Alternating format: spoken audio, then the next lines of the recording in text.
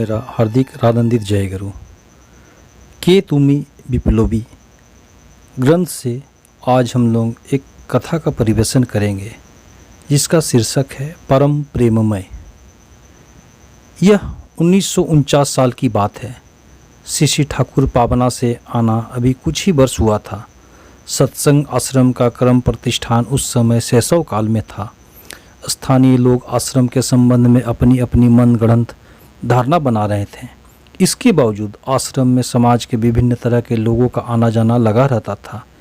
एक communist leader Shri Thakur का दर्शन करने आए हैं।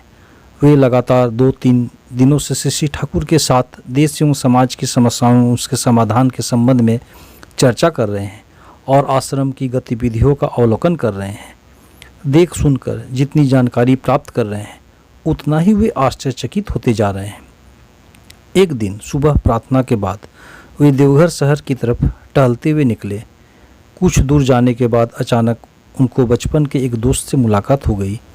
बहुत खुश होकर एक दूसरे का हाल चाल का आदान प्रदान करते हुए चाय पीने लगे। जब सत्संग की चर्चा चलने लगी तो उसका दोस्त श्री ठाकुर और सत्संग आश्रम के संबंध में सुनी सुनाई उल्टी सीधी बातें बताने लगा।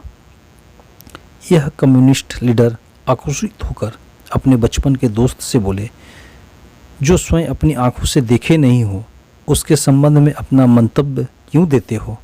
वह कम्युनिस्ट लीडर मन खराब करके वापस आश्रम लौट आए और श्री ठाकुर के समीप पहुंचकर बैठ गए। कुछ समय बाद बातचीत करते हुए वो बोले, ठाकुर, आश्रम के संबंध में स्थानीय लोगों की धारणा इतनी खराब क्यों है? इतना झूठा प्रचार प्रसार लोग क्यों कर रहे हैं? यह सब बातें सुनने के बाद मन बहुत खराब हो जाता है, क्योंकि मैं यहाँ के लोग एवं कर प्रतिष्ठान के पिछले 2 दिनों से लगातार अवलोकन कर रहा हूँ। श्री ठाकुर बोले, सत्संग आश्रम में आकर सभी लोग जो सत हो गए हैं ऐसा सोचना ही गलत है। यह एक अस्पताल की तरह है। प्रत्येक लोग जो यहाँ आए हैं सभी में एक एक विकृति या शॉर्ट कमिंग है। अस्पताल में चारों तरफ जितनी दूरदृष्टि जाती है सभी तरफ रोगी ही दिखता है। ऐसी जगह जो रोग ठीक हो सकता है देखने पर विश्वास ही नहीं होगा। लेकिन यदि इन सब कुछ को अतिक्रमण करके डॉक्टर की तरफ देखते हैं तब मन में एक आशा की किरण दिखाई देती है। यह आश्रम भी ठीक वैसा ही है। यहाँ भी डॉक्टर को छोड़कर देखने पर वैसी धारणा बनना कोई असंभव नहीं है। मैं तो किसी को त्याग नहीं सकता, चाहे वह चोर हो, बदमाश हो, जुआड़ी हो, क्यों ना हो। मैं समझता हूँ यह सभी जब तक मेरे पास रहते हैं तब तक तो समाज की क्षति नहीं पहुँचेंगे। मुझे पहुँचाए क्षति नहीं, और हो सकता है ये लोग भी एक दिन अच्छे हो जाएं, जीवन के मूल्य को समझ जाएं। लेकिन आश्रयहीन होकर यदि ये लोग किसी कुचक्कर में फंस जाएंगे तो इन लोगों को कौन बचाएगा? कैसे वे लोग अच्छे मनुष्य बनेंगे?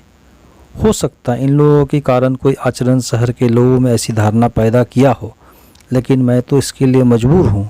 मेरे ऊपर कलंक के विनिमय में यदि ये लोग सुधर जाए, इसी में मेरी भलाई है। मेरे ऊपर नाम बदनामी जो भी क्यों न लगे, मैं जो हूँ उससे बड़ा भी नहीं बन जाऊँगा और उससे छोटा भी नहीं होऊंगा। हम यहाँ चुन चुन कर लोग रखते नहीं हैं। मेरी यह जगह सभी लोगों के लिए है, इसलिए सभी यहाँ आते हैं। जब तक ये लोग रोग से ग्रसित रहते हैं तब तक हो सकता है कभी कभी असत आचरण करते हों, लेकिन एक दिन जरूर ये सभी लोग अच्छे मनुष्य बनेंगे। तथाकथित समाज में अनेक लोगों से ज़्यादा योग्य बन जाएंगे। मैं इसी आशा में जिंदा हूँ। मुझे लगता है यदि चुनना शुरू करें तो एक भी लोग नहीं बचेंगे। इसलिए जो जैसा है उसके अनुरूप ही वह उतना जितना अच्छा हो सकता है उसे बनाना ही मेरा एकमात्र कामना है। जय गुरु, वंदे पुरुषोत्तमम।